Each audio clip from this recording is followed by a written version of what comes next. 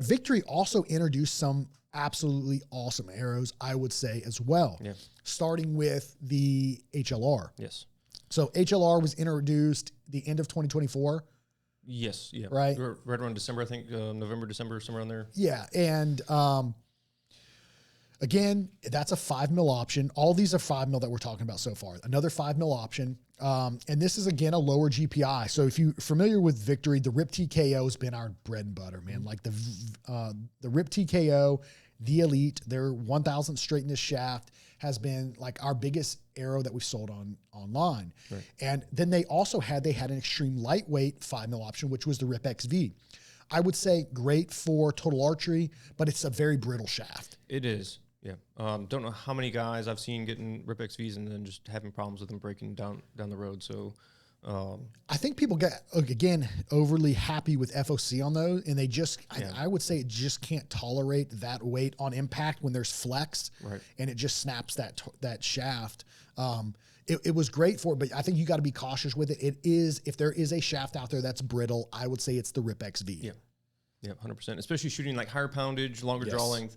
I would definitely err in the caution with the RIP XV, but it is a great arrow. It really is. You can build it. It is a great build for Total Archery Challenge. If you really want that sight tape to reach out there 130, 150 yards, you can do it with that arrow. I would just say don't get crazy. Just expect an overall light arrow. Don't get crazy FOC with it, running crazy heavy inserts on it. Right. So yeah, it's a really great option. And we see an uptick in sales this time of year going into 3D and total archery. A decline when it comes to hunting. I think most guys realize it's probably not the best hunting shaft. Some guys have had good results with it, but it's primarily a seller in the off season for us.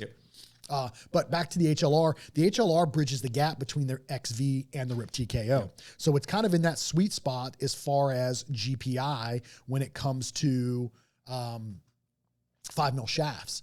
And so you get a more durable 5 mil than the RIP XV, a little less durable than the RIP TKO, but you can build that thing, and you can, again, build this one with an emphasis on FOC. Right. So again, they did change. One of the things I do like that they did is they changed the components that you get with it now is a 50 grain stainless steel insert. They've also done that with the RIP TKO. Yes. It was an inline change, which confused a lot of people, and it was frustrating initially because it was inline.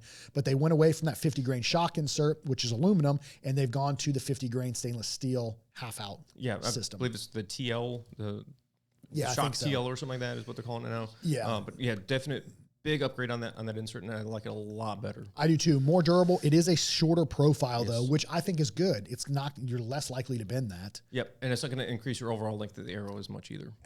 Absolutely. So if you are somebody that's got RIP TKOs a while back and now you're going and maybe you're ordering some more from Extreme Outfitters to fill your quiver or what, just know that there was an inline change with the outsert system.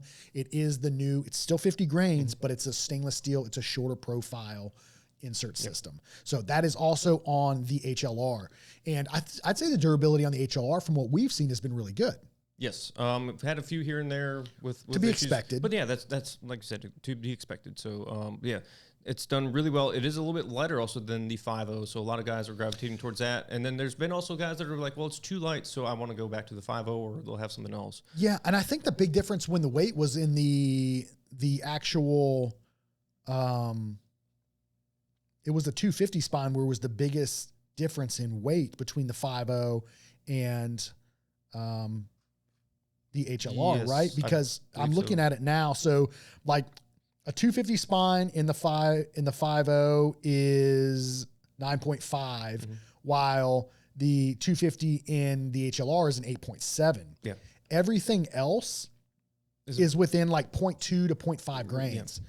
The biggest difference is in the 250. So if you're somebody that shoots a 250 spine and you want the absolute lightest, go with the HLR. If you want a little bit heavier, go with the 5.0 in the 250 spine. Specifically, all the other spines are relatively close as far as GPI goes. Yeah.